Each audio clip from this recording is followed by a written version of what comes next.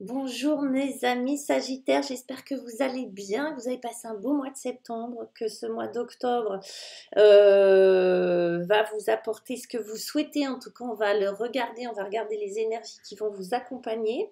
On va utiliser le Wild Unknown Tarot et puis les 22 arcanes de l'original Tarot, que c'est un rider, hein, c'est un rider assez classique.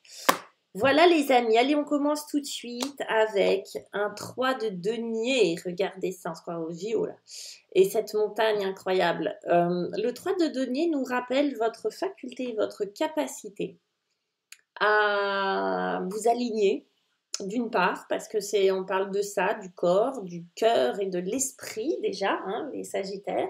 Donc votre capacité à vous aligner et votre capacité aussi à collaborer, c'est-à-dire vous allez me dire ça n'a rien à voir, mais ça a tout à voir. C'est-à-dire que lorsque l'on est en accord avec soi-même, plus facile d'être en accord avec les autres, plus facile de collaborer avec les autres. Vous voyez cet échange. Quand on est bien dans ses baskets, c'est plus simple de collaborer ou de demander de l'aide ou de proposer son aide. Là, on va parler travail, on va parler passion. Ça pourrait être aussi le travail sur soi, ça pourrait être aussi le travail, on va voir après hein, dans le jeu, le travail d'une relation à travailler.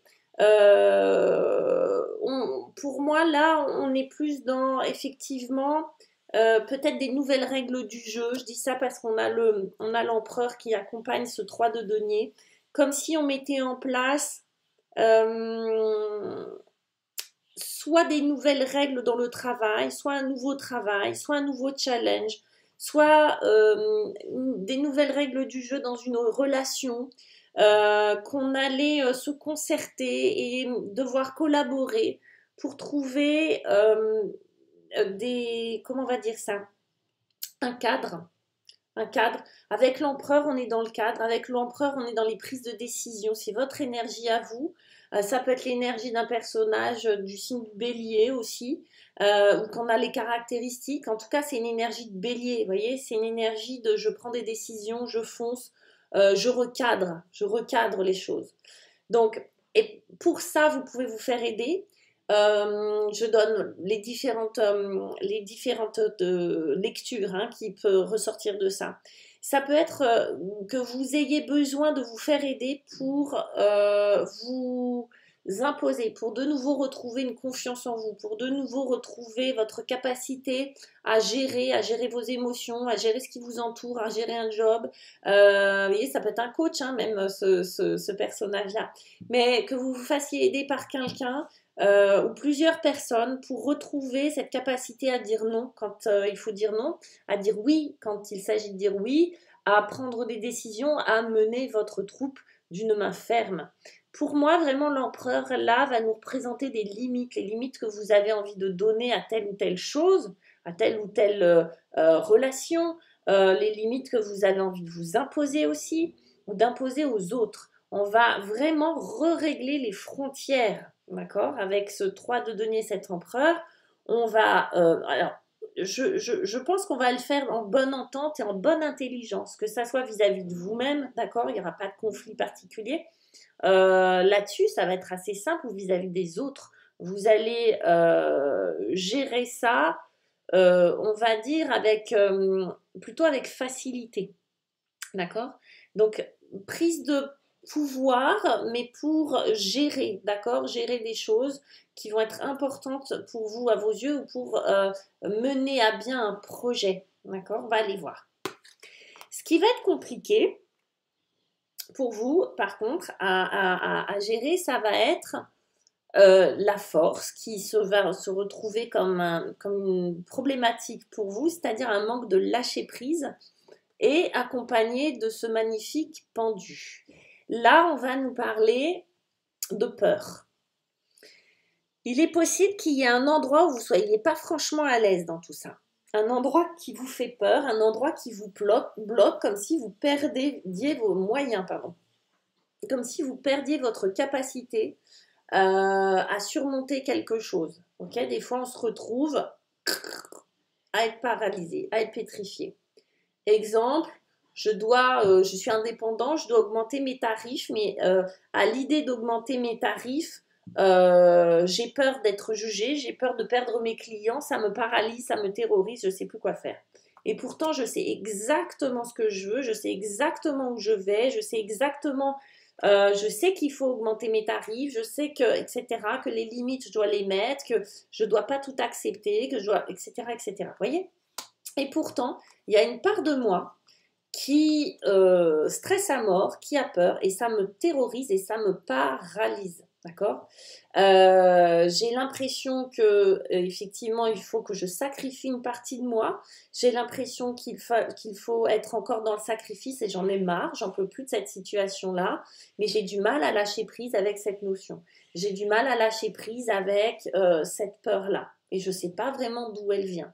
Du coup, le pendule, lui, il nous invite. Kiki, il a peur, mais il nous invite, il nous bloque, mais il nous invite à aller chercher la tête en bas, d'où ça vient. La force aussi, d'accord? Elle nous invite à lâcher prise. Mais on n'y arrive pas pour le moment. Qu'est-ce qui va nous aider à passer ce pas? Tac, tac.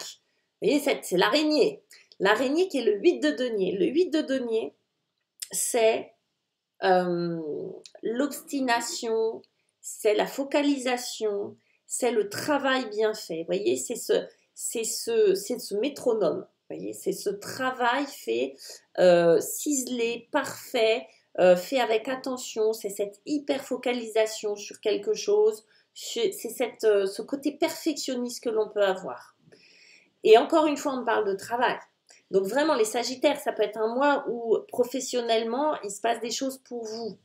Que vous cherchiez un travail où on vous dit, ah ben là, il faut vraiment que vous vous imposiez sur ce que vous voulez et comment vous le voulez.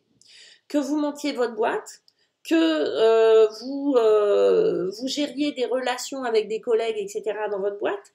En tout cas, on vous dit, c'est en travaillant minutieusement et que vous preniez le temps de vous focaliser sur ce qui est vraiment important pour vous. Et en plus, on a de nouveau la force, mais cette fois-ci, elle est à l'endroit. Donc, ça veut dire quoi? Ça veut dire que vous allez devoir vous pencher vraiment sur ce qui est véritablement une priorité pour vous. Pour moi, là, ce qui va vous aider, c'est de pas de défocaliser, de prendre du recul, au contraire, comme on le dit souvent, prendre du recul, gna gna pour lâcher prise. Non.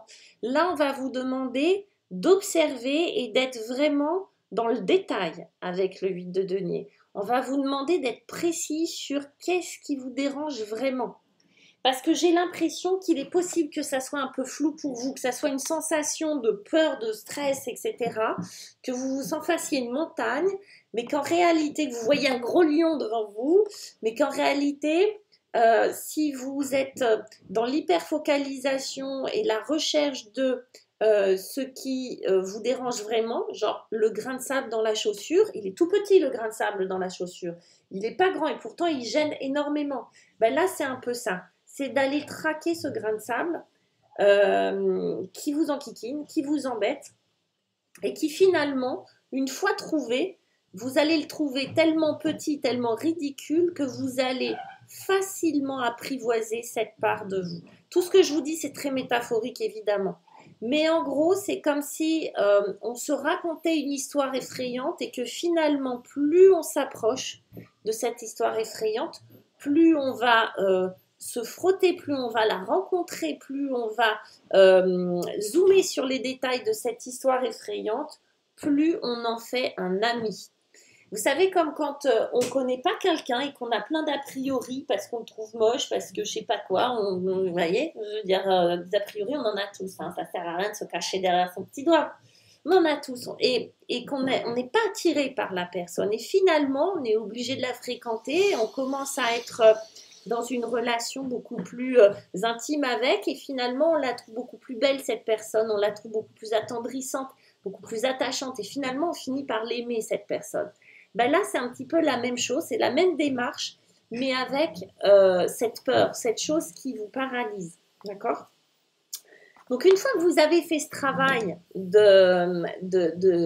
d'apprivoisement de votre peur, on a le 2 de coupe qui arrive. Et le 2 de coupe va nous parler d'amour, oui, d'un cœur qui déborde, d'âme sœur surtout, de rencontres. Alors, je pense qu'il peut s'agir d'une rencontre avec une part de vous que vous trouvez finalement extrêmement séduisante et extrêmement attendrissante, et en tout cas qui vous a fait défaut pendant très longtemps, et que vous retrouvez là, c'est-à-dire une part de vous qui était un peu négligée, un peu oubliée, comme si vous refaisiez alliance avec vous-même, d'accord? Justement avec cette part qui certainement avait de bonnes raisons d'être dans la peur, mais que de nouveau, vous êtes moins dur avec vous-même, vous êtes beaucoup plus tendre avec vous-même, et de nouveau, vous êtes copain avec vous-même, j'ai envie de dire. D'accord? Vous retrouvez, un peu comme le yin et le yang. Mais évidemment, ça peut être un vrai coup de cœur pour quelqu'un, puisque vous avez réussi à dépasser des choses, un vrai coup de cœur pour un travail, un vrai coup de cœur pour une situation, un vrai coup de cœur. Là, avec le 2 de coupe, on est dans le coup de cœur. On est dans, vous voyez, ces 2 roses, ces 2 coupes. On est vraiment, oui, quand on parle d'âme sœur, etc., c'est vraiment ça. On est tout d'un coup happé et inspiré par quelque chose qui nous paraît évident et qui transporte notre cœur. Ok? Accompagné de notre chère grande prêtresse, qui est la papesse, qui nous invite vraiment à être dans, comment enfin, j'allais dire déguster notre intuition, c'est un peu ça, c'est-à-dire vous délecter de votre part intuitive qui est vraiment une alliée pour vous, et si ça se trouve, vous êtes dans cette, comment on va dire ça, dans cette alliance avec vous-même, dans cette alliance avec votre part intuitive, dans cette alliance avec votre part inconsciente, et de nouveau, c'est comme si vous vous retrouviez, c'est comme si les voiles étaient levés, que vous y voyez plus clair, que vous y voyez plus profond, que vous y voyez plus dense. Vous voyez, comme quand on joue avec les filtres et qu'on a des filtres qui sont plus lumineux, plus denses, où on augmente la précision, vous voyez, où on a plus de détails, où on a plus de relief. C'est comme si les choses prenaient un aspect et un tournant extrêmement jubilatoire pour vous, et que ça vous permettait d'avoir accès aux informations de la papesse. Et la papesse, on le sait, c'est celle qui détient un petit peu tout le savoir universel. Et vous voyez, c'est comme s'il y avait quelque chose. Et vous voyez, entre l'ombre et la lumière, elle est au milieu. Et c'est comme si vous aviez accès à tout ce patrimoine intérieur. C'est très très beau, les Sagittaires. Donc ça peut vous inspirer quelque chose, cette fin octobre, de l'écriture. Vous allez pouvoir avoir envie de lire, vous allez pouvoir envie d'écrire de la poésie, de lire de la poésie, je ne sais pas. Mais ça va vous inspirer. Il y a quelque chose qui va être extrêmement inspirant. Et comme on parlait travail, on parlait, oui, peut-être professionnel, il y a peut-être des Sagittaires qui vont vraiment pouvoir se lâcher au niveau professionnel et qui vont vraiment découvrir quelque chose sur eux-mêmes et même dans leur travail sur cette fin octobre. En d'autres decks, on a qui? On a le fou, des petits poussins. On a le fou qui est prêt à se lancer. Et on a le fou qui est prêt à découvrir de nouveaux horizons, à se lancer dans d'autres aventures. On a le fou qui est prêt à se débarrasser de tout ce qui est superficiel pour pouvoir prendre des risques, alors toujours mesurés, mais prendre des risques. Le fou, il a la foi. Le fou, il se prend pas la tête avec 10 milliards d'excuses. Il y va. D'accord? Il suit son intuition justement, hein, l'intuition de la papesse, il suit son cœur et il y va. Voilà mes chers Sagittaires, je vous embrasse, je vous souhaite un très très beau mois d'octobre et puis je vous invite à partager, à liker, etc. etc. Salut!